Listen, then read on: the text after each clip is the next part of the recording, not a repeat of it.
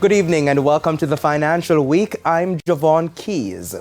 First Rock Real Estate Investments has broken ground for its newest development called Bonne. The $2.5 billion Jamaican residential project is set to be complete in 24 months, with plans to hand over some units in 18 months. Now, at the groundbreaking at Brompton Road in St. Andrew last evening, First Rock's head of real estate, Denroy Pusey, gave a breakdown of the development's offerings.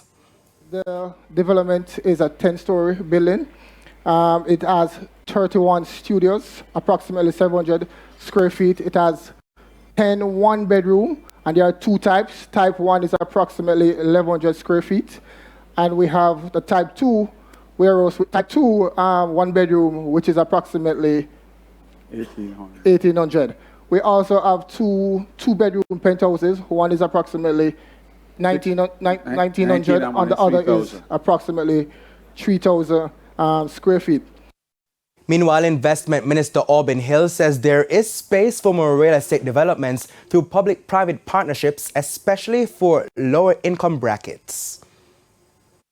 While we build in this area, and we congratulate First Rock and the other people who are building in this area in houses like this, and it's necessary. People want to live here. People want to live well here. But we also, as a government, have to find houses, and the Prime Minister has set out the invitation for private developers to join with the government.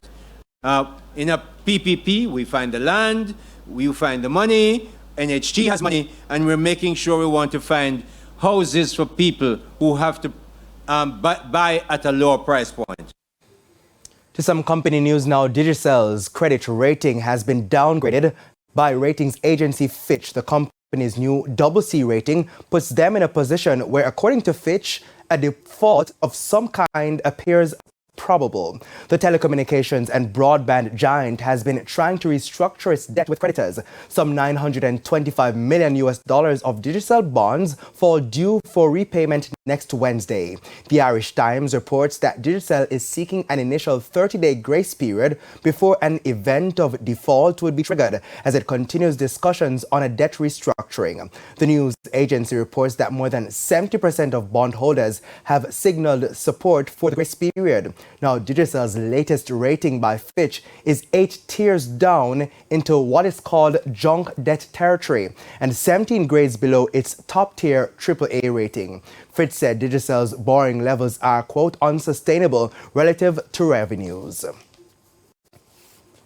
And to the foreign currency market now, the US dollar is being sold for an average $154.76. $115.03 is the going rate for the Canadian dollar, $185.99 for the pound, while it's costing an average $166.77 for the euro. The JSE index rose by 2,290 points today, while the junior market index fell by 60 points. Among the winners were Epley Caribbean Property Fund, SCC, Epley 7.25% preference shares, Jamaica Public Service Company 7% shares, MPC Caribbean Clean Energy, and G West Corporation. While among the losers were ISP Finance Services, Elite Diagnostics, Fosrich Company, Edufocal, and Berger Paints Jamaica.